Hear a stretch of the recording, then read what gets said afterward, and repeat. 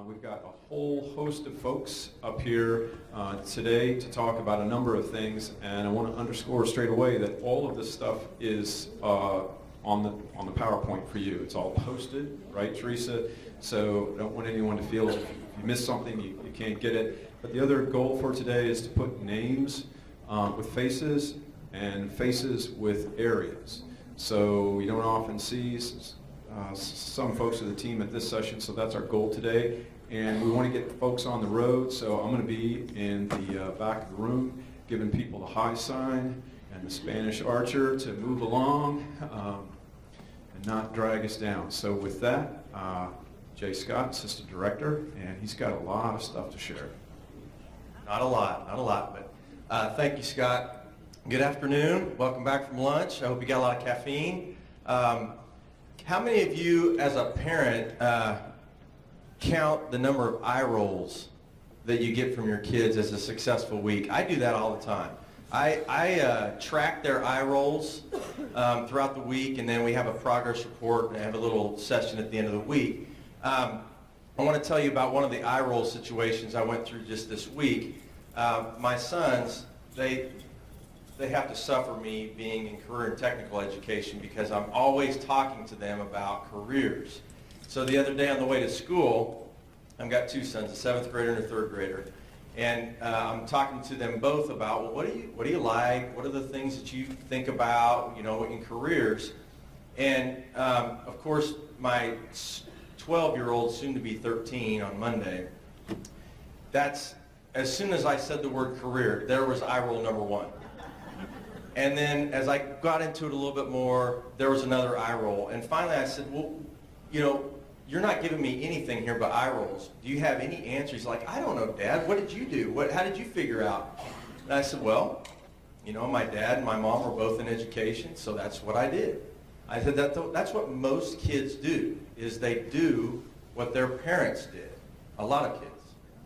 And I looked in the back, because that's where my little 3rd grader sits, and he was like, but Dad, Mom says you don't do anything. And so that led to a different conversation, but we won't get into. But he didn't eye roll at all, so that was, I'll give him that. Today in Career and Tech Ed, during our update, you're going to hear from Kathleen Mercer about individual plans of study. You're going to hear from Peggy Torrens. We've got a new look to our CTE webpage. It's much more user-friendly. And a new list called the KPAC list. That stands for Kansas Pathway Assessment and Credential and Certification List, KPAC list. And Peggy will take you through that. Gayla Randall is going to be up next then with financial literacy and the clusters that we are reviewing this year that will be new for 17-18. We review, and then 2 years later, those are in place. And then lastly, Martin Coleman will be speaking with you about our new CTE student categories for 16 and 17. Okay? So that's a little bit about our order and for career and technical education. I want you to think back to when you started in a career, when you started in your career. Now this may be a second career, education may be a second career for you, but when you started your first career, when you were 2 to 3 years into this career, how old were you? You don't have to say it out. How old were you when you were 2 to 3 years into your career? Some of you are really having to think. Think about that number. Now, there was a research study done through the Georgetown Public Policy Institute, and they found that the average age of United States young adults now, this generation of young adults in the United States, they are gaining traction, which is 2 to 3 years into a career. They are gaining traction when they are how old? What's the average age of United States young adults gaining traction in a career? 2 to 3 years. 30 years old. What was your number? Mid-20s, right? Mid-20s. What's the deal? Why is it taking so long for our young adults to matriculate through our educational system and get into viable careers and gain traction in that career? What's the deal? Well, this Georgetown Public Policy research study showed that there were log jams between high school and post-secondary and careers. Well, let's just talk about the high school to post-secondary logjam.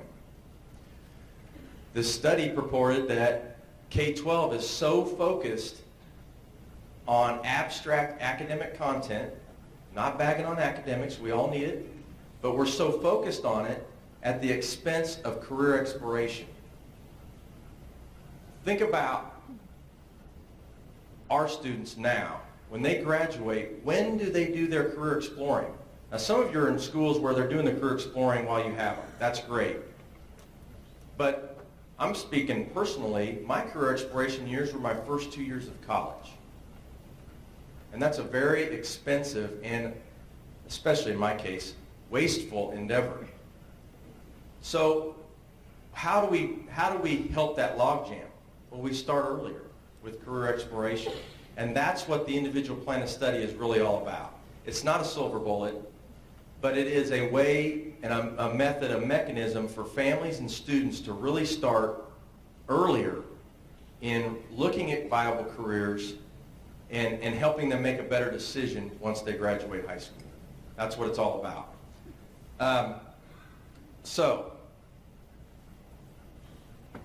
You know, it's kind of a paradox, and Randy talked about this, how, you know, the workforce, really, our vision in Kansas is driven by, number one, what Kansans have told us, but it's also by the workforce.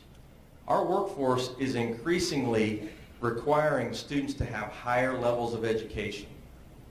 So that means we need more students to go and not just enroll, but complete. That's why you see post-secondary completion and attendance as one of our student success outcomes. We need more students to go on, but it's a paradox. The workforce is requiring a higher level of education, but for this generation of students, it's harder and harder to actually complete that degree, complete that credential. How can we help? We can help, again, by informing our students, allowing them to career explore, find out what they're interested in so they can make a better decision. And the individual plan of study naturally addresses multiple of our student success outcomes. It's a process to follow for the students so they're on track for graduation. It creates a pathway, including the post-secondary opportunities. You know, a lot of students, at least in my generation, and probably some students today, if you ask them what their career plans are, a lot of them are going to tell you, what's their career plan? I'm going to college. You said it. I'm going to college. Not a career plan. Please correct that. It's not a career plan. So by building an individual plan of study, you can look at those careers and then pick the best education path for that. It also creates an opportunity when students are struggling academically for them to get help. An individual plan of study can help with that. You need to reduce our remediation rates, those kinds of things. And this is probably the biggest one. How many of you you go into classrooms and you look for student engagement? That's what you're looking for when you walk in the classroom, student engagement. An individual plan of study builds in relevance for students. I use this example all the time because I really struggle with geometry. But I didn't really struggle with geometry because I didn't necessarily understand it. I just didn't really understand why I was taking that class. How many of our students are taking those kinds of courses because it's qualified admissions and their career plan is I'm going to college? So if we can change that conversation, you're taking geometry because you show a propensity to be an engineer. You need this course. So we think that an individual plan of study can really foster those kinds of conversations with students and families to bring relevance and purpose to course enrollment. And with that, I'm going to turn it over to Kathleen Mercer, who is she's a joint employee between KBOR and KSDE. We are, through Kathleen, no pressure, but we are bridging our two agencies, working together on these needed, because the individual plan of study is not only for secondary students. This is following a student, you know, career advisement at the post-secondary level is also an issue. And their KBOR, to their credit, is looking at how can we career advise our students better through an individual plan of study. So Kathleen serves as that bridge, and she's going to take you through this next slide.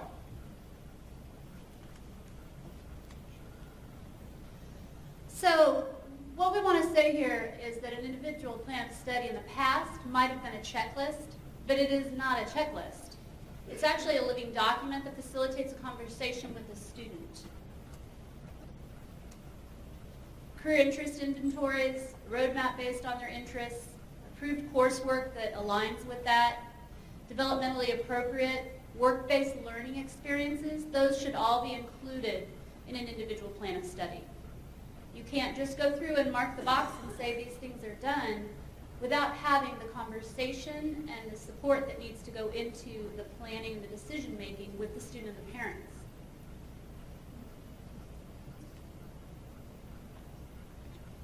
So during the last board meeting, the board included individual plan of study for every student in Kansas, beginning in the middle grades, as a state success outcome. We convened a focus group of administrators and counselors, and we said, okay, we've defined an individual plan of study. It needs to have these general parts, but we need to know specifically what do you need in the field to make this effective. If you're going to implement this, what do you need? And we came up with a list of components that they said that they need in order to be effective with an individual plan of study.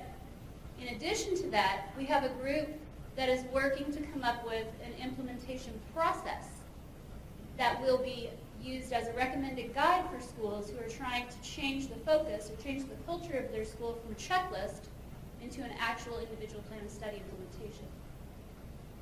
Some of those components that are included, I'm just going to go over real quickly. A software platform that integrates with your student information system. So some people are using programs right now that don't integrate with the student information system. So if it's a software program that you're using for individual plan of study, to be on our preferred vendor list, it's going to need to integrate with the student information system. Postsecondary and career readiness curriculum will be included in that. Resources supporting parent-community engagement, an exportable portfolio where the student can keep track of everything that they've accomplished, a map to the student's major of interest and courses required at the post-secondary, so they're planning for that year 13 and on while they're in high school. A career profiler, including a series of interest and learning style inventories, secure access, general information regarding careers, including daily activities and so forth, so as they're doing their research, they can find out what it really means to be an electrical engineer. Tracking was really big for our counselors. Tracking progress toward a career cluster, graduation, post-secondary applications, scholarship applications, which transcripts have been sent, the financial aid process, fee waivers, career readiness activities. The ability to send those transcripts to the school electronically was a pretty big one for our counselors as well. We want a business and community connection component, so a student can look up and find, where can I get a summer job that's related to my area of interest? Where can I find an internship related to my interest, or a job shadow, that type of thing. Reviewing courses for graduation and possibly even enrolling via this system. Post-secondary search functions, financial post-secondary guidance, the ability for you to send a report to KSDE showing your IPS success, implementation success, with a push of a button, instead of having to go through a whole lot of work putting together a spreadsheet to send in and then have to revise it and revise it. Access to services and planning for secondary through grade 13, and ongoing unlimited professional development for the life of the agreement between the district and the vendor. So what we don't want is the vendor to come in, offer you this great program, give you 1 year of PD, and walk away. So that was something that the counselors and administrators said was very important. So where we're at now in the process is we're looking at putting together an RFP to see which vendors want to participate in this to become a preferred vendor, and then we will release that information to your school districts so that you can see what the cost sharing model looks like and which vendors are on the list, and you can make your evaluation what you want to use. So if you want to continue using what you're using, that's great. If you want to switch, that might be a good time to do that.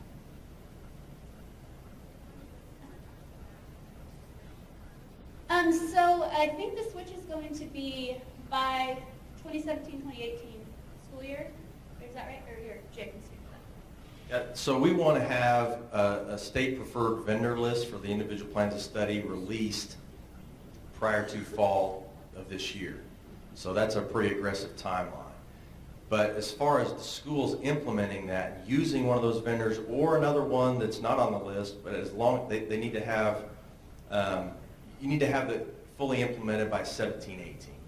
Now that may be with one class, that may be with a couple of classes, but the board, the recommendation or the requirement is every student has one, starting in the middle grades.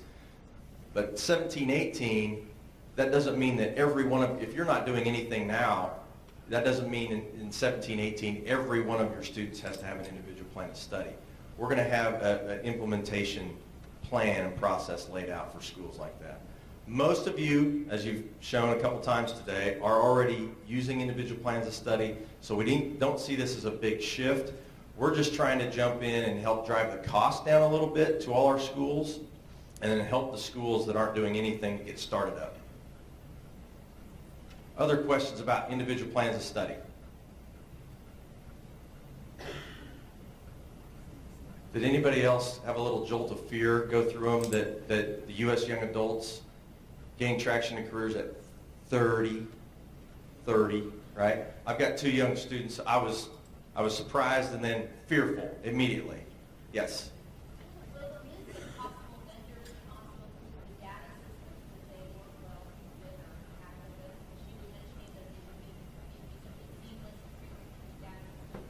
We've reached out to vendors and basically let them know that whatever student information system out there, that they need to work with that vendor to make it a seamless transition. So if it's a Power School or Skyward or Infinite Campus, all the big players, I guess, out there in student information systems, we're asking those vendors to say, yes, we will work with each of those different student information system vendors. Good question.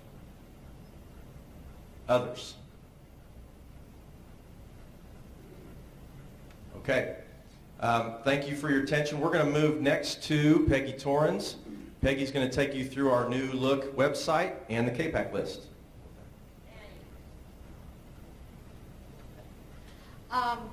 We, for a long time, have gotten phone calls from the field, and a lot of times they were questions like, I can't find the competency profiles, or I can't find the advisory committee handbook, or I can't find this, that, or the other. And unfortunately, my response was usually, I'm sorry, but I can't find it either. So we decided that maybe if we reorganized our CTE pages to where Peggy could find it, then anybody would be able to find it. So we have done a little reorganization of our CTE pages that are on the KSDE website, and I sincerely hope that it will make it a little bit easier for you to find some pages. But basically, now when you go to the main Career Tech Ed page, you will find a link both over here on the left and in the column over on the right that lead to a new CTE table of contents page. And Jay, you can click that now. And what that's going to take you to is we've now got one page that lists all the topics that are covered in our CTE web pages with little extra words over in the descriptions that are bold-faced.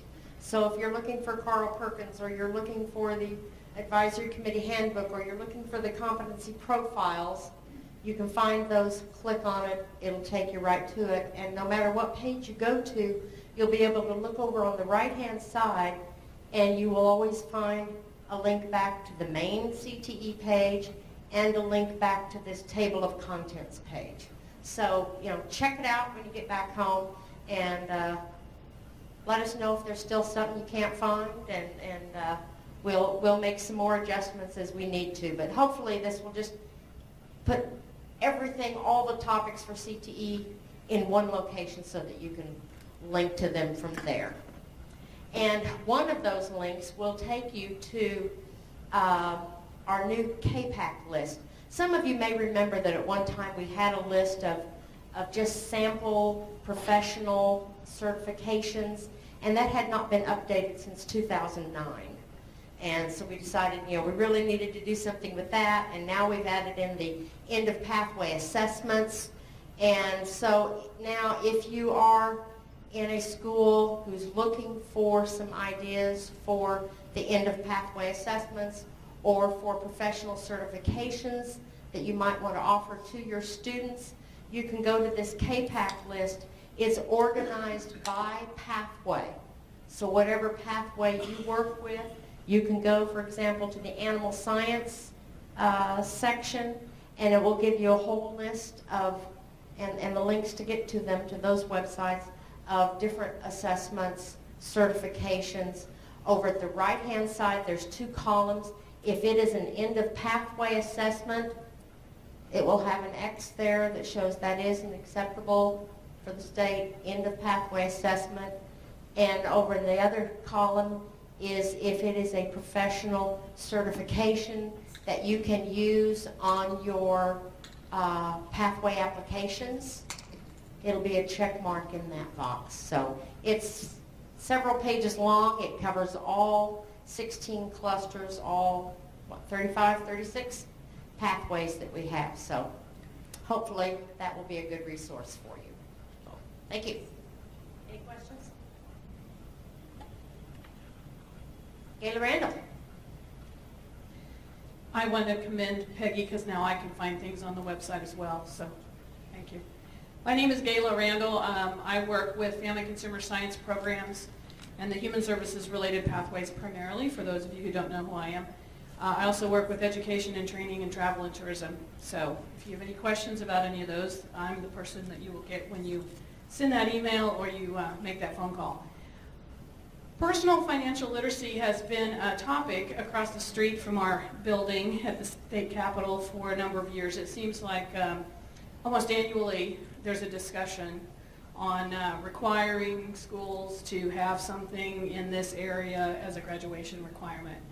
And I was asked to be a part of the committee representing KSDE last spring and was part of the group that worked with the letter that was co-signed between the state legislators and the Department of Education's Board of Education that you or your school representative received regarding their promotion of having some type of financial literacy within your school system.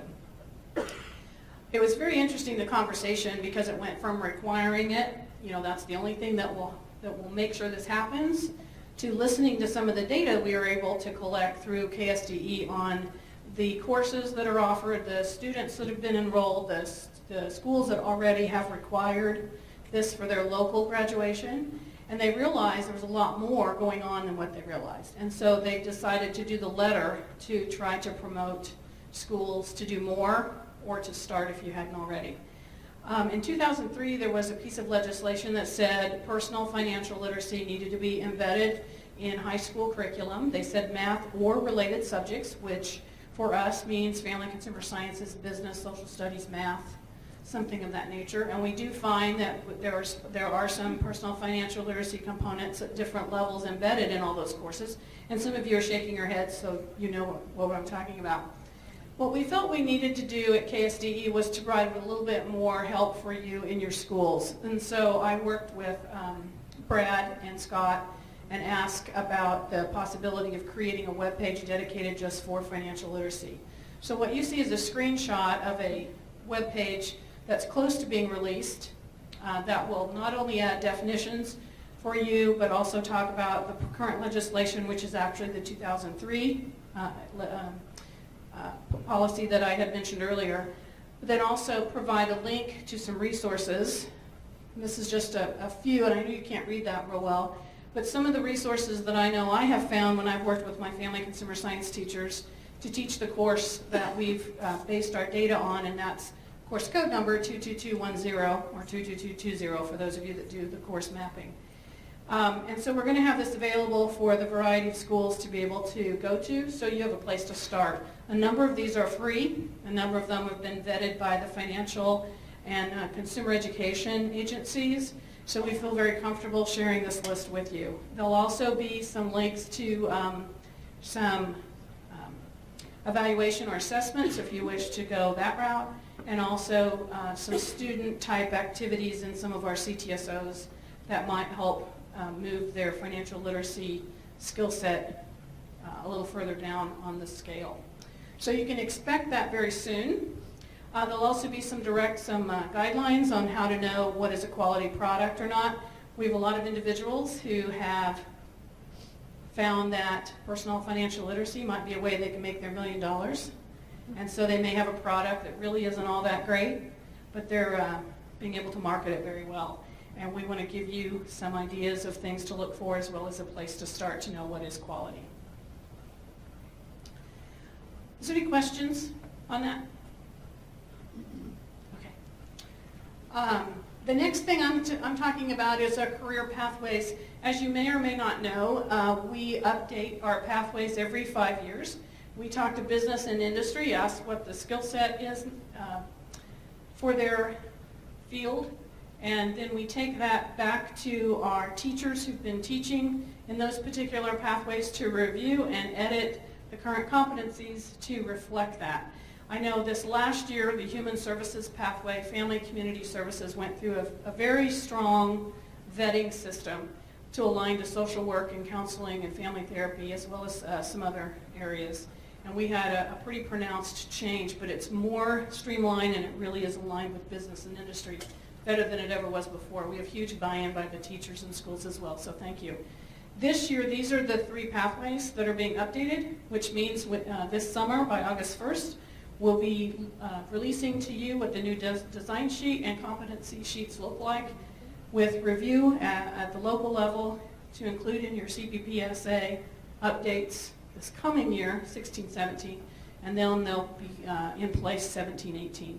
So the 3 pathways are transportation, distribution logistics, government, public administration, and hospitality and tourism. We do have a 4th, we usually do 4 pathways a year, and the one that we didn't do is business management, and we did push that back because we're in the process of replacing Kurt Haskins, our business consultant, and felt that that person needs to be involved in that work. So is there any questions on pathways or how that works? Okay, thank you. Martin, you are next.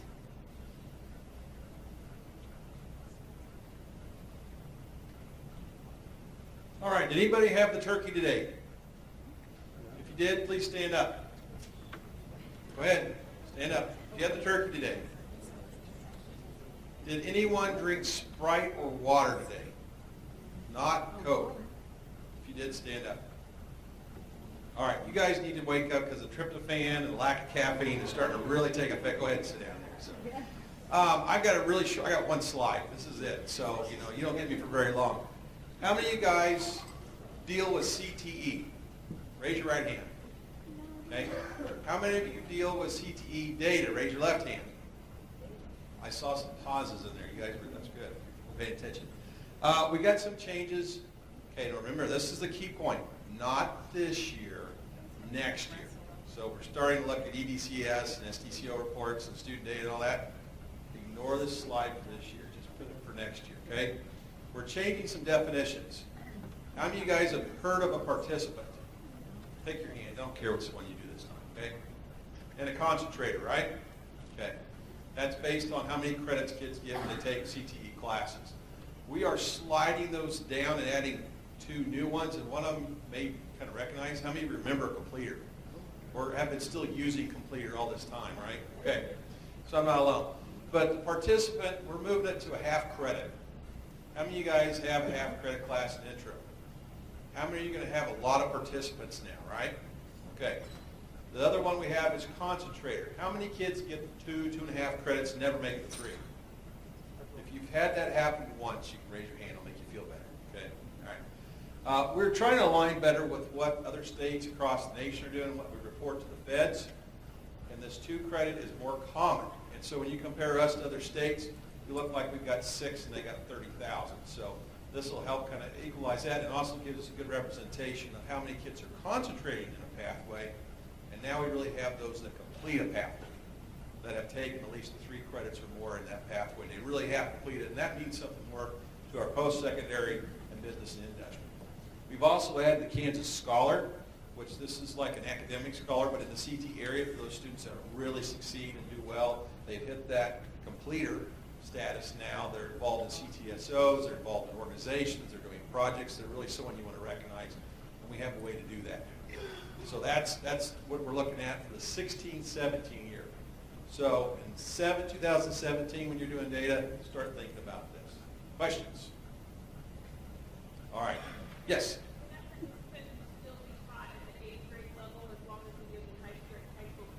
Yes. Yes. We like participants. Biggest thing, it also tells us what kids are interested in. So you don't want to hinder that. Other questions? All right. I believe I have Joyce User over here, the lady that knows everything about art and music and other exciting things that are way beyond what I do. Okay, a look at the fine arts. I think some of you may be very interested in some of the changes that have occurred. I'm going to shrink this down and bring up the PowerPoint I have here. Enlarge it.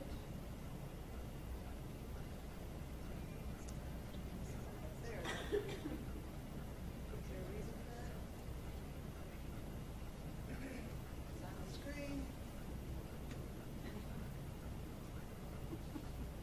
We'll get her down. There we go. Great. I have a number of slides here, folks. So I'm not going to take a lot of time to go through all of them. But I want to tell you to start off with is that if any of your districts need myself or any of my trainees to come in and give you some professional development, or your fine arts people, professional development, we are very much willing to do that. So I'm going to go through these fairly quickly. The focus of these, first of all, music, art, and theater have been updated. And you can find those at this website, at each of these websites. So music would be at that, visual arts at that website. And this PowerPoint is available to you, so you don't really need to write these down. Dance is going to be revised this year. That's the only one that hasn't been updated yet. So we'll be going through that during this 2016 year. The focus of the changes are to provide deeper understandings and a broader application of knowledge to connect with more of a holistic understanding of education as a whole. So that's how these are written. They're making more connections to the other subjects and to helping kids develop a more holistic learning. Okay. And I kind of explained that here. They're designed to help meet student needs. They're designed to continue to help develop district curriculum. They allow for development of assessment tools, and they are intended to be more teacher-friendly. That's explained here as well. The only difference between music and the other arts at this point is that music has, it's kind of like an umbrella. I'm going to try to explain that to you here. It's kind of like an umbrella. There are 4 processes that are, and 3 of them are covered in music. So music covers the focus on creating music, performing music, and responding to music. The other fine art subjects focus on creating art, dance, theater, performing, responding, and connecting. And that's what this yellow one is. You can't see it here, but you will when you pull up your PowerPoint. It's connecting. And the difference here is that music embeds connecting into the other 3 processes. And like I said, I'm happy to come. This is kind of another look at how it works. Basically here, the focus is on enduring understandings about the value of the arts in an individual's life. Why is creating and innovative thinking important? And that connects to any other subject. Business, for example. They're looking for creative thinkers. They're looking for innovative thinkers, and so on. And those essential questions are there basically to help guide students into developing those enduring understandings through the arts, which also connect with every other subject. Now, just a quick look at how music is different, a little bit different maybe from visual art, for example. We cover K-8, general music, and then ensemble, which is band, orchestra, vocal, choral, and so on. Okay, great. And they have performance indicators that help. I mean, a lot of this you could see through the PowerPoint that you have a copy of. Move on here. Okay, the division here is for music, broken down into pre-K through 2, 3rd through 5th grade, 6th grade through 8th. And then at the high school level, under ensemble, we have novice, intermediate, proficient, accomplished, and advanced. It's a little bit different from what we've had in the past. But again, like I say, I could go into this in detail for you if you would like, by providing professional development opportunity. And then these are learning opportunities, which are basically examples of how a teacher can begin implementing these standards into their instruction. Those indicators provide examples of what a teacher could do in their classroom. Now, a little closer look at visual art. A little bit different here now. Visual art has pre-K through 8, like music has, but then they only have 3 levels at the high school versus 5. And those are proficient, accomplished, and advanced. It's a little different, but the layout is pretty much the same. And then these are the definitions. You'll see those on the PowerPoint when you look at it. These define what we mean by proficient, accomplished, and advanced. And a little closer look at theater. Theater on the website looks a little bit different. Layout's a little bit different, but it's very similar. And dance, like I said, is in the process this year of being updated. So the whole focus then is on, the focus is on that second bullet there. The anchor standard is what really connects all of the fine arts. It's the same for every fine art. That's kind of your overall focus, is helping kids become knowledgeable and understand the value of the arts in a holistic learning situation, and becoming much more skilled and prepared for the future. And any questions? I think I did that pretty well, didn't I? Pretty fast, huh? Scott's thumb goes up. Any questions? Okay, if you need me, you know how to get a hold of me. Thank you. Bye.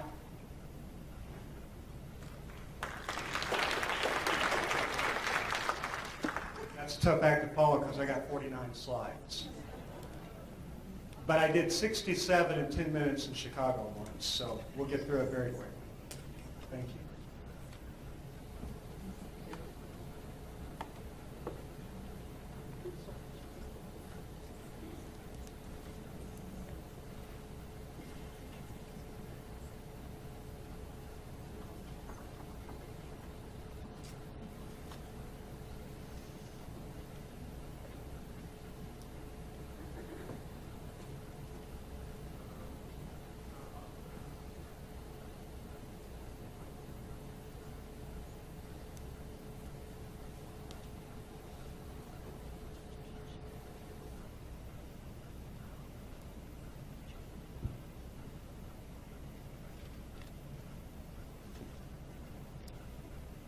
Thank you for being patient.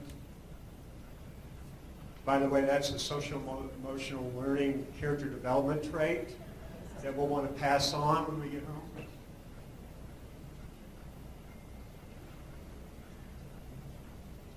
Killing time here. One of the things I told Randy I would mention that is the theme behind a lot of this is this idea of post-secondary. We can't live in a world, if we want success for kids, of having them narrow the notion of post-secondary to simply college. Our commissioner has been out regularly and he has said, I can't get anyone not to think about college. Well, the reality is obviously that colleges sell fun. I'm trying to be provocative here. They sell basketball and they sell a college experience. If I come to a kid and I talk about an $18 a year job, I set him up or her up with a set of Snap-on tools, that often pales in comparison to KU basketball or whatnot. So that's a tough fight. One thing, not now, but maybe later, how many get the Chronicle of Higher Education? Anyone ever check that out? Okay, a couple people. Look for this. This is the president of Mount St. Mary's University, and it's this idea of how many kids should, and it's difficult, how many students should be going to four-year college. And that's a tough conversation to have. This is getting a lot of traction. This president is on record, it's all over Twitter, is saying few people at Mount St. Mary's University of Maryland would disagree that too many students are dropping out in the first year. But the president's suggestion that faculty members stop treating them as quote-unquote fluff, cuddly bunnies and instead decide to drown the bunnies, instead has many fuming. It's an unfortunate metaphor.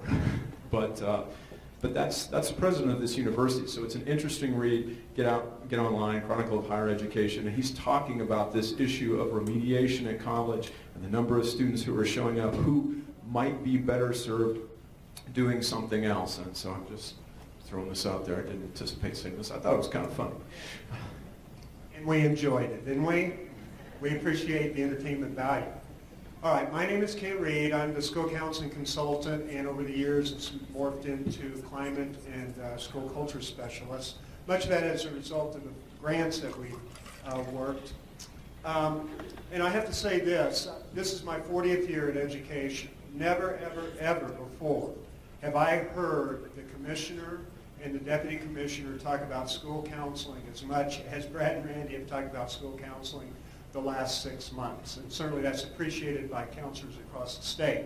Two things I want to talk about: the role of school counseling in the new vision, as well as social emotional learning, and maybe a little bit about how to measure that, although as alluded to by several other folks, we have work groups ongoing in the agency, and measuring SEL is one of those work groups that will meet next week. But first of all, good news. This is one of our initiatives. We started it 8 years ago when bullying prevention law was passed, and that's the Anti-Bullying Awareness Week. Just to give you a couple of quick examples of what's been submitted, and you can take a look at that on your own time, but you can see how diverse the activities are that schools are utilizing during Anti-Bullying Awareness Week, including second graders in Stockton wrote poetry with bullying prevention integrated into that. And my question is, if we can do it in second grade, why can't we do that at high school as well? And then, this is a cool one. This came from Seaman. It's an art project. Joyce, are you still here? Integrated into art. And it says, tweet others as you would want to be tweeted. So kids are sophisticated and we have to work hard to keep up with them. All right, but this is the best news. Candace is the application that we use to collect incidents of bullying, suspensions, expulsions. This is the 4-year trend data. And as you can see, we had a really, really good year in 2015. The number of reported incidents of bullying is down in the state of Kansas. Give yourself a round of applause for that, because you guys did it. All right, let's talk a little bit about the vision in school counseling. And before we even get started, please understand that there isn't anything that's been said by either the board or by Brad and or Randy that isn't in our school counseling standards. Okay? That being said, we'll go through and kind of connect those thoughts for you. Remember these, the take-home lessons right after the first round of conversations, redesigning the curriculum around individualized goals. We've been talking about the IPS all morning long and all afternoon long, okay? Also, another thing that we're going to be focusing on is experiential learning, service learning, volunteerism, those kinds of ideas. New roles are suggested for school counselors in deeper individual career planning and perhaps in coordinating internships and work experiences. Some of you have heard me tell the story about my daughter.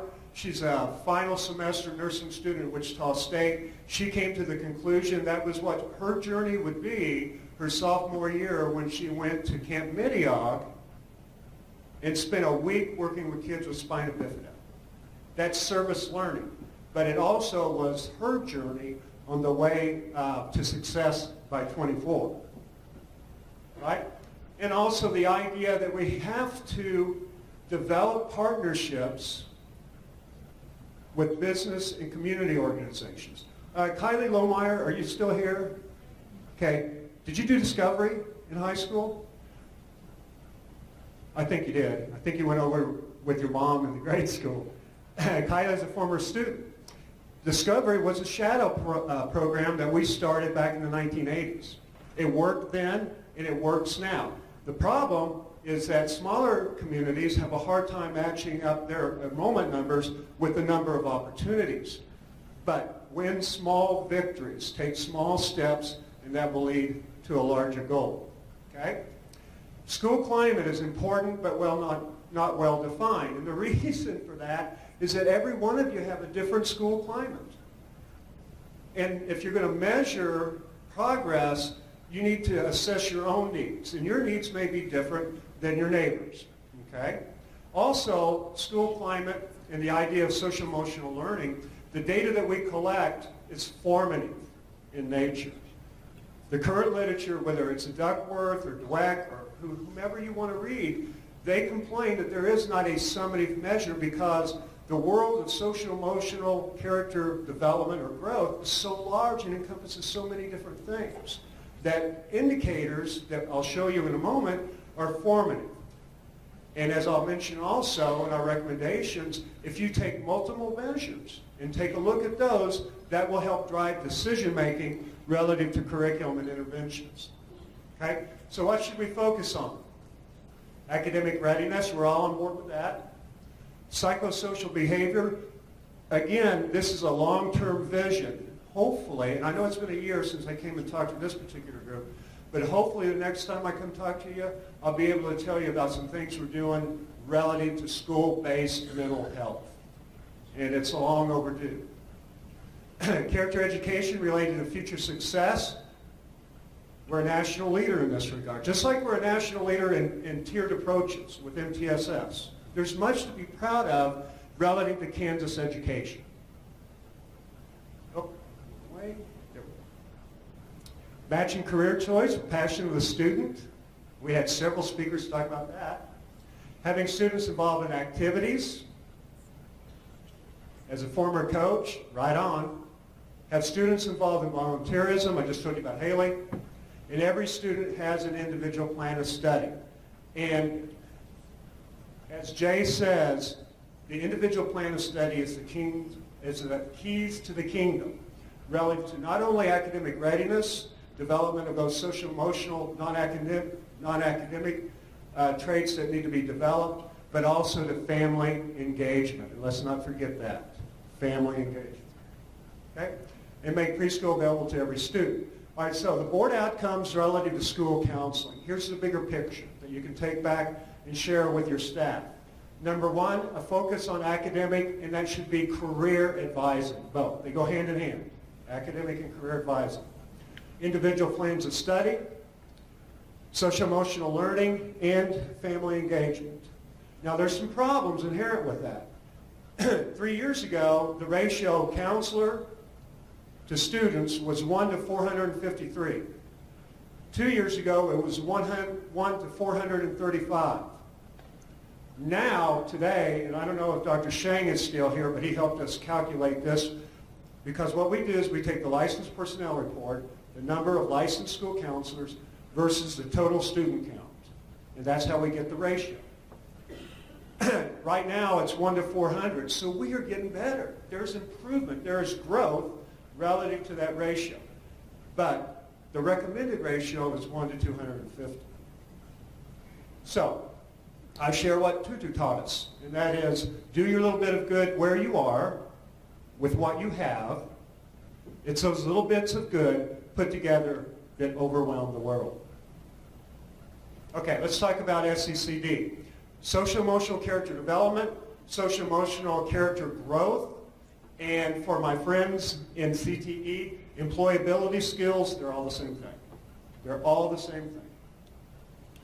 What is it? It's human relations, interactions, and it's tough for academicians sometimes to follow this, particularly when it comes to measurement, because you guys are used to measuring knowledge, content.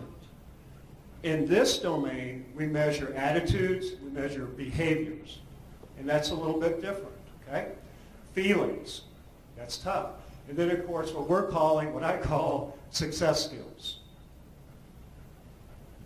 Now, if you want a 35-cent definition, this is a 35-cent definition given to us by the Consortium for the Advancement of Social-Emotional Learning, CASEL.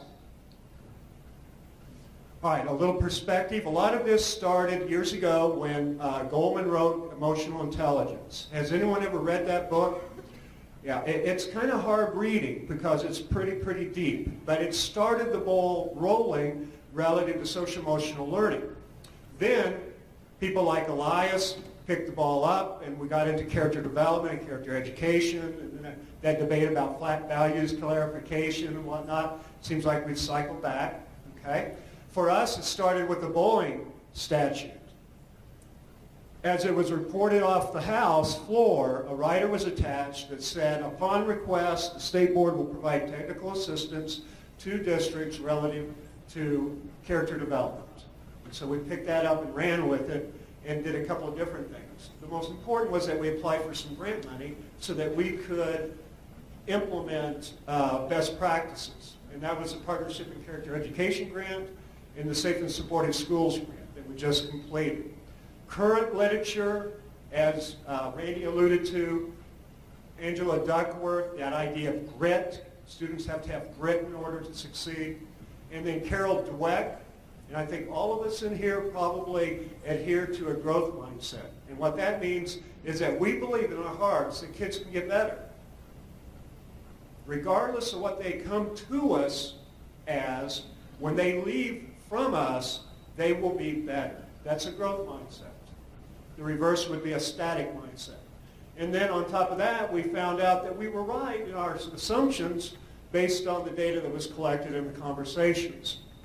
Here are the indicators, the things that you'll look to measure relative to social emotional learning. As it's been reported already, one of the board outcomes was that locals will measure social emotional learning. You're already doing it. That's a great thing. That's the great thing about being ahead of the curve, is that you're already doing it. Well, what do you mean? Well, Candace, I'll get to that slide in a moment, but the indicators you're looking for are attitude and behavior, attendance, program completers, bullying prevention, character development. We'll talk more about this probably down the road, but we're looking at improving school-based mental health services, service learning, volunteerism, climate, student management, success, skill development, and prevention.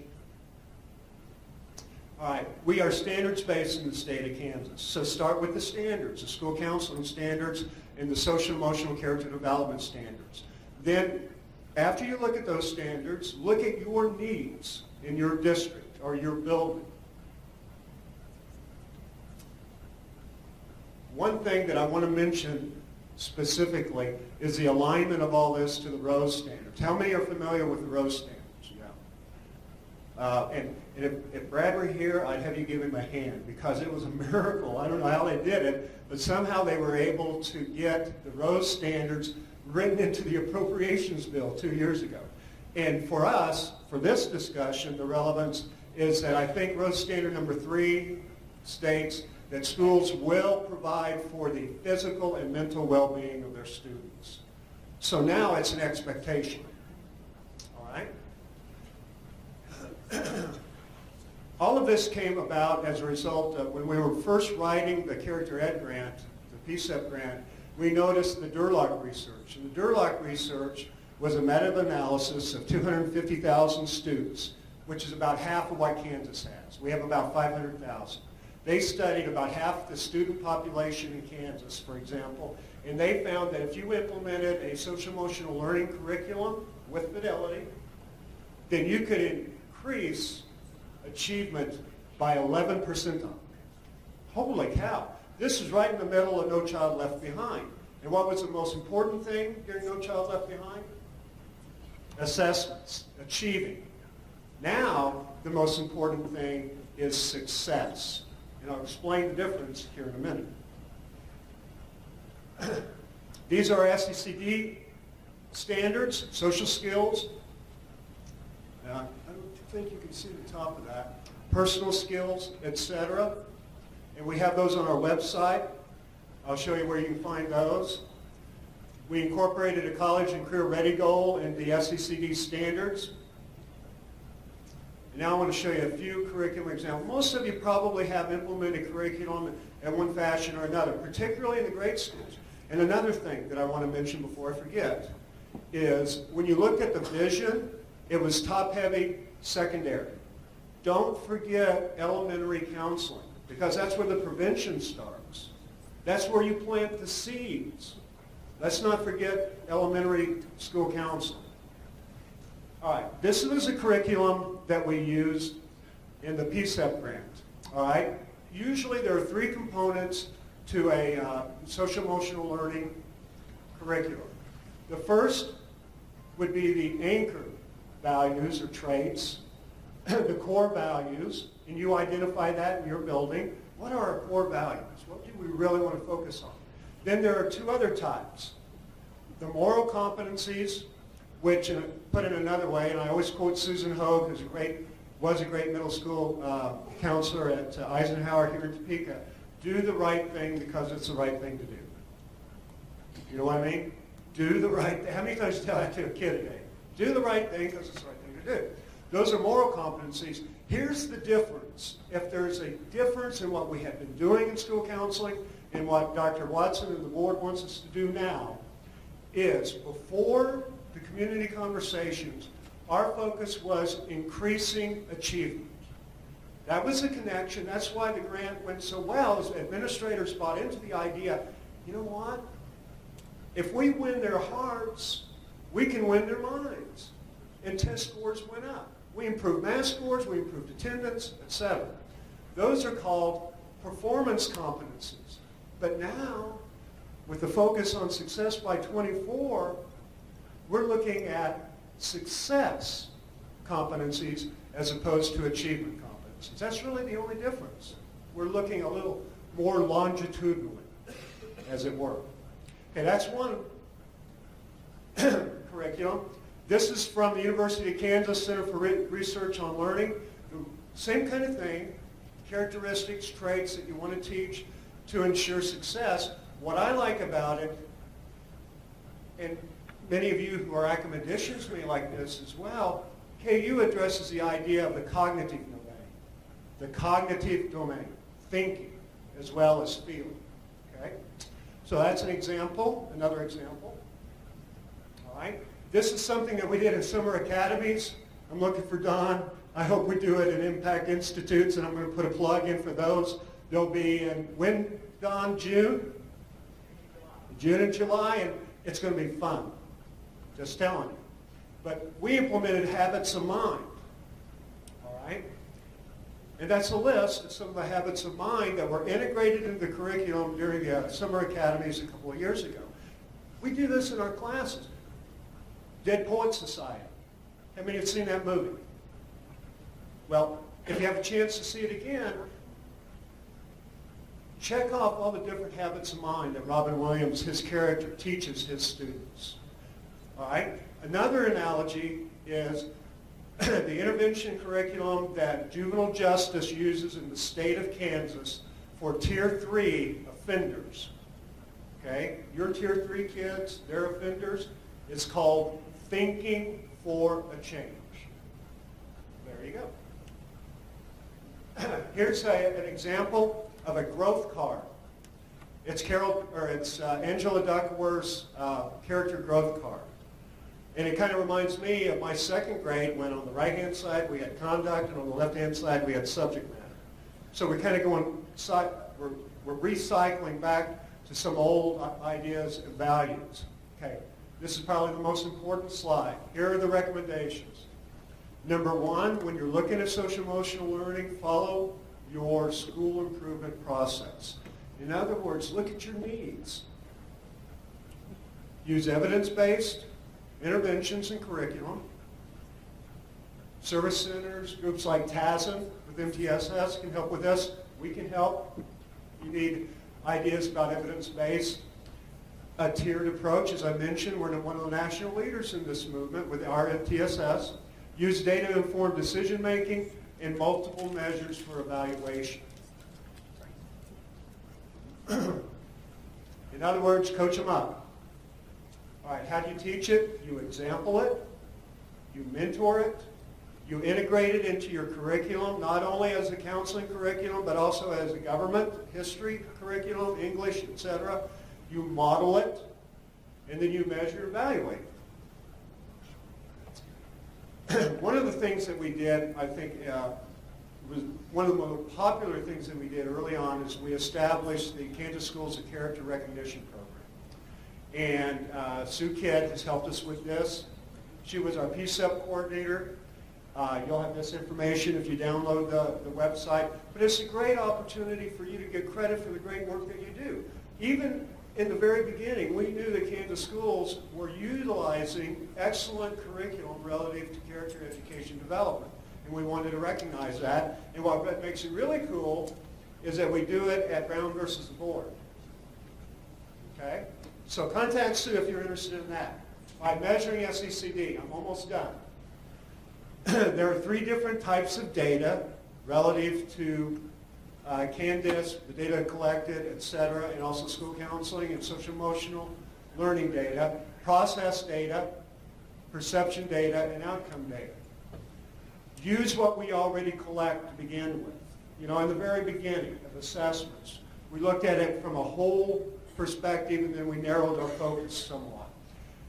Relative to social emotional learning, first look at the district data you have and then the building data that you have before you start worrying about individual student data. In our system, we collect data through Candice, through KIDS. I'll show you an example of the climate index we developed for S3. But you're already collecting a lot of the data that can drive decisions. Okay? There are commercial products. An example would be Duckworth's growth card. And Deanne left, Deanne Hershey, who's with one of the service centers. It won't be long before the service centers begin to take a look at developing marketable products relative to measuring SEL. Okay? Another example would be universal screeners. And I heard a reference to kindergarten universal screener. Dr. Lane at KU has developed a universal screener for social emotional learning. Okay? We, as part of the S3 grant and the development of our standards, developed a Likert scale if you want to measure individual social emotional learning. And here's an example of that. Noelle at Smoky Hill helped put that together for us. And send me an email, I'll send it to you. This is our climate index for S3. And what we did is we identified 4 different strands that we wanted our grantees to focus on. And then each one of those strands had indicators.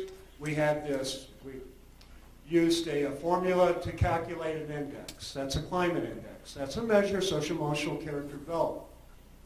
Accountability, you've heard it all day long. It's all going to be about the 5 R's.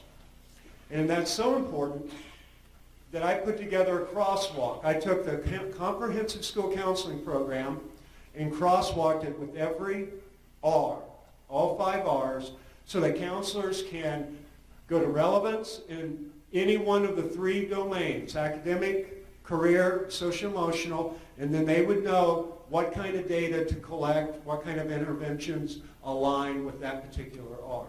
So that's a good tool that counselors can use. Send me an email, I'll send it to you. Resources. If you go to the website, subject index, go to S. There you'll find school counseling resources. That's the best page. The school counseling page is the standards. The resources page has all the tools that we have. And then there's social emotional character development. We have a page for it as well. Okay? And once you go to the resource page, all of the tools we put together for the new vision are listed right there. The last page lists the resources, everything from CASEL to TASN to ASCD, Committee for the Children, all of those kind of things. So that'll get you started relative to taking a look at some resources. Here's my email and my phone number. And if you want the 67 slide version of this, along with the entertainment value, give me a call and I'll come visit. Thank you very much.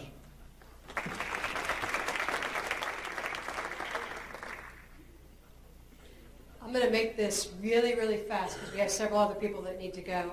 I'm Melissa Fast. I am the math consultant at the agency, but what I'm going to talk to you about is if you're still calling them the new standards for math and ELA, they're not new. We're actually getting ready to review them. They'll be new in about a year or so. You can call them new again. So we have three content areas that are undergoing review right now. And I'm talking while she's getting it up to try to make this go a lot faster. But we've got ELA, which Susie Myers heads up, mathematics, which I'm heading up, and then world languages, which is headed up by Phyllis Fair over there on the side wall. Right now, we're currently in the process of recruiting nominations for people to participate on our committees. This is where you get your voice in. This is where you get to give us people to nominate. You can either self-nominate or nominate somebody else to be on the committee for any of the various content areas that I just mentioned. And once Tierney gets this pulled you up, you'll get this PowerPoint. You already have it. I saw a lot of you flipping through it. It has direct links to the nomination form for the three content areas. It talks a little bit about that for each committee there is a writing committee and then there is a review committee. And there's different time commitments based on the committee. We have a timeline set up on the math and ELA sites that you can look at, and I know Phyllis has the similar stuff for world languages. So I already said all that stuff. We want to represent all 10 of the State Board of Education areas, so make sure if you're out in one of those rural districts out there in the middle of what we call nowhere land, please nominate people. The hardest part for us is to get representation of our diverse student population in the state of Kansas. So please take that into mind when you're nominating people as well. There are the websites, Math and ELA, it's the exact same bit.ly. I created a shorter URL. It doesn't seem shorter, but it is shorter than the one that was actually there. You just select, there's a little area where you select whether you're math or ELA, and then Phyllis, I created a bit.ly for Phyllis's too because it was a bunch of gobbledygook, all the numbers and stuff like that. Please note the deadline for nomination is January 25th for math and ELA and February 15th for world languages. We've got to get the ball rolling. The anticipation for math and ELA, and I believe world languages is by May, June-ish of 2017 that the new ones will be out and going. So we're under that timeline. And then there's our content information, and I think I kept that under 4 minutes. So I'm handing it off to the next person unless there's any questions.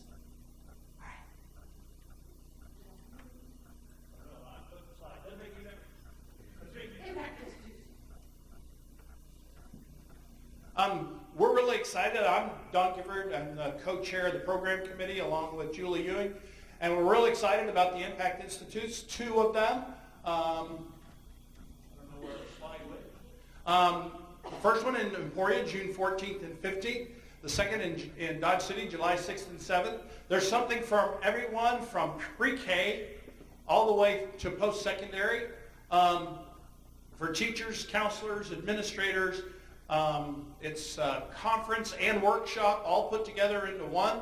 So if you have science nerds or social studies nerds like I experience, they have a pathway they can go through to get the deep dive stuff. And there's also kind of a conference system where you can just go select different topics and go to that. It's real expensive though, $25 for 2 days. That was sarcasm. You can laugh. Anyway, there will be breakout sessions along with the discipline-specific workshops. There will also be lifeboats where you'll have access to KSDE staff from all the different teams. So KSDE staff will be there to answer your questions or deal with your issues or whatever. I really hope that you can encourage people to come and as well come yourselves because it's going to be fun, it's going to be exciting. We want a lot of professional development to go on and some collaborative space for teachers to help each other learn. And I don't know what actually is next. Tony!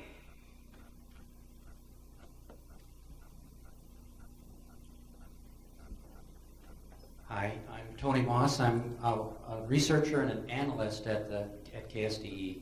I just wanted to point you towards a couple of studies that we've, if I can make this thing work, some things we did. There was a work group that noticed the academic gaps were increasing in Kansas. In 2011, we took a dive. Low-income students started to decline much faster. Higher-income kids leveled out.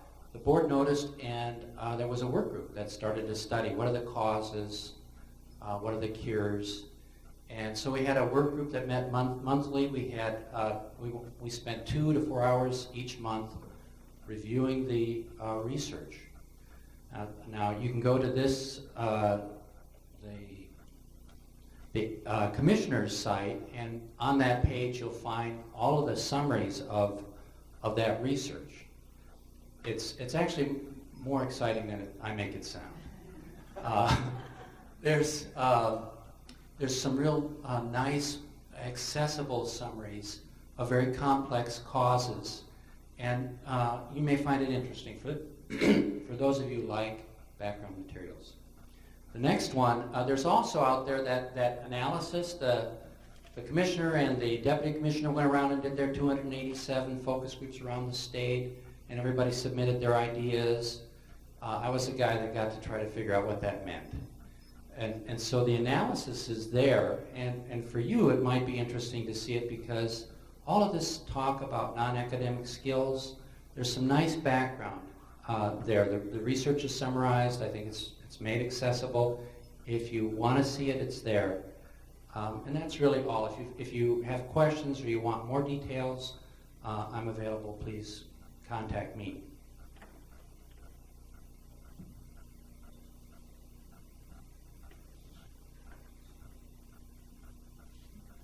Okay, very quickly I'm going to just run through some slides, most of which we've already talked about. Remind you that the performance task window opens in a couple of weeks, February 16th, and grades 3 through 10, 3 through 8 and 10 have an MDPT and a math performance, and grade 11 has an MDPT associated with social studies. Machine scored window opens in March. We've extended the end of it, as you well know by now, to May 12th to complete all of those tests that you see there. The DLM embedded window closes February 29th, and then the summative window opens up the same as the machine scored window for the other assessments. The ELPA 21 window we just set. You see there at the bottom, February 22nd to April 1st. So if you haven't gotten that, that's information you need to remember. The only paper and pencil that we have right now in our state assessments is the writing part for K1 for the ELPA 21. The rest of it is all on computers, so we don't have paper pencil as accommodations anymore.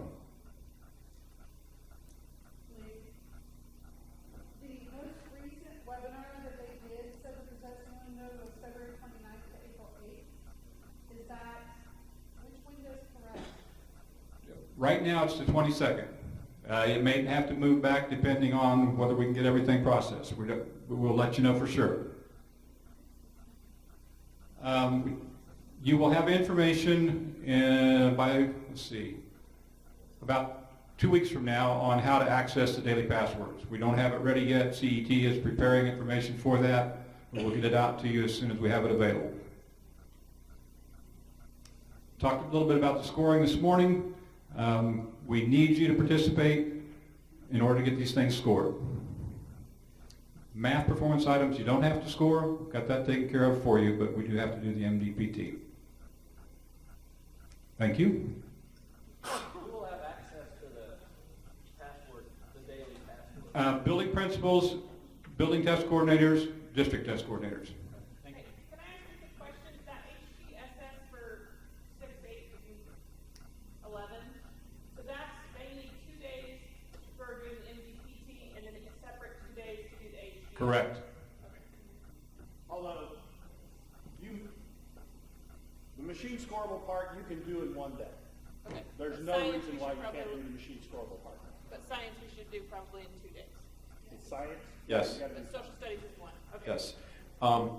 First, thank you all for a lot of information, but what we're trying to do is reflect. I hope that there's some parallel between what we're trying to do with a new accreditation model that is aware of all the things that are going on in schools as opposed to just net proficiency on a state assessment. So we hope there's some parallel between everything we're talking about today. Eventually, I think that will be shown in an accreditation model, a state accreditation model. What is coming, the commissioner, the deputy commissioner, a number of people are very, very aware of the money that schools are spending on assessments other than the state assessment. And there's a lot of it. So the question is, there will be a survey coming. It's not finalized yet, but the question is, why are you giving the map? What does the map give you that the state assessment doesn't give you? This is probably a day's worth of conversation. Obviously, the state assessment has with it this sort of, it's dragging along this artifact of the past of accountability. But wouldn't it be great, according to the commissioner, if we could provide schools a suite of assessments that are free, formative, interim, state assessment, that give you what you need so that monies can be redirected elsewhere.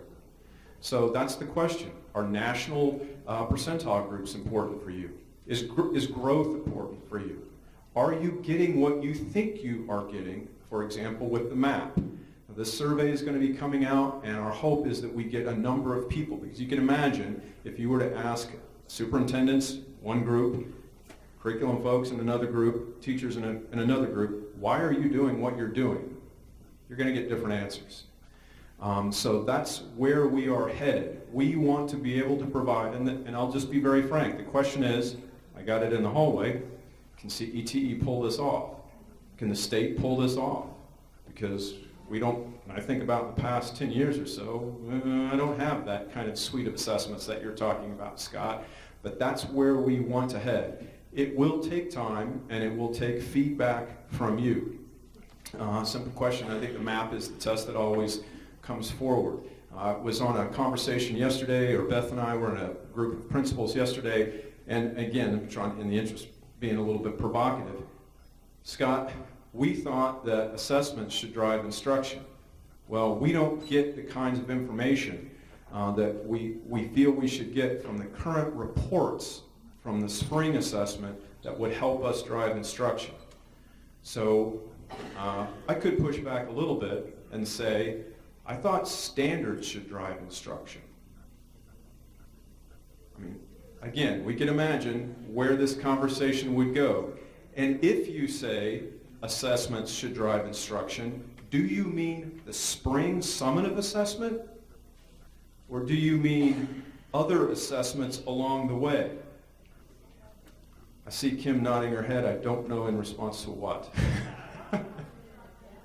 Right. So these are the kinds of questions that we want to go forward with. And it's a bitter pill, because the psychometricians will say, if you want a spring summative assessment that will drive instruction, that will report below the claim level, I'm looking at Kim, sorry I don't have my bifocals on, are you prepared for a 120 question test? Lots of superintendents would say, holy smokes, no. I want a 60 question test. So we have to be very, very matter of fact and open about what are the limitations of a spring summative assessment. Once we understand those limitations, then we can say, well, how can we compensate for those? How can we talk about a suite of assessments and interims that make sense, that are rooted in the standards, rooted in instruction, that they show growth, whatever. Another issue is, do we need that sort of nationally normed group that we can have conversations with students and parents about? So this is coming. I told Brad before he left that I would mention it. That the trick is always sort of the clunky things of how do we get this in the hands of people who need to respond, who should respond. Is it the superintendent? Is it curriculum people? Is it test coordinators? Is it teachers? All of the above.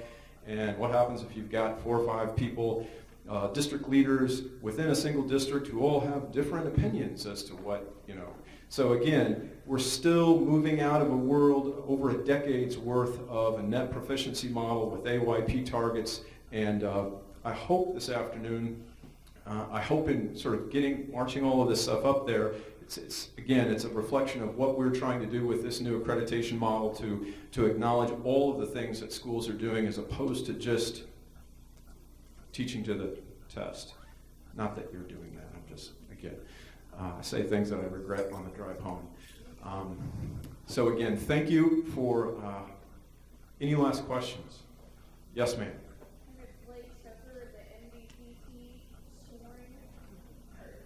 Have I?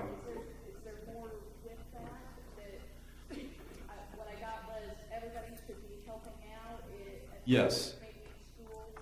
I'm just going to be as forthright as I can. Teachers, we all know, teachers will stand up and say, we want authenticity in this test, right? We want performance items. Great, I agree. But that means human scoring. And how do we as a state pull off human scoring? Do we farm them out? It's an expensive undertaking. And so right now, yes, we're expecting that the MDPTs will, am I right on this? Scored by everyone.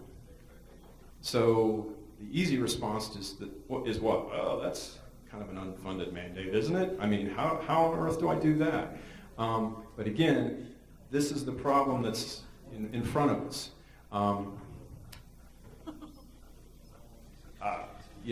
On a bad day, I'll say I can get a writing score with a few multiple choice questions. So are you responsible for scoring all of mine? Yes. In-house? Yes. No. All of yours, no. Beth, you want to talk about MDPTs? Yeah, I'm going to get myself in trouble here talking. For those of you that weren't here this morning, we talked about this a little bit. The expectation is that you will score 150% of the number of assessments that you give. None of them be yours. Okay? If you give 100 tests, we want you to score 150. The exact process for when the training and the scoring will be available is going to be out in an announcement first week of February. No, that's the district. That's the district. You can have everybody in your district score 10 and you score your 100 or whatever. We don't care who does it. They have to be licensed personnel. But as far as details, I don't have that yet. We'll have it in a couple of weeks. Thank you. Be safe driving home. Roads are a little dicey out there. So, and we will see you soon.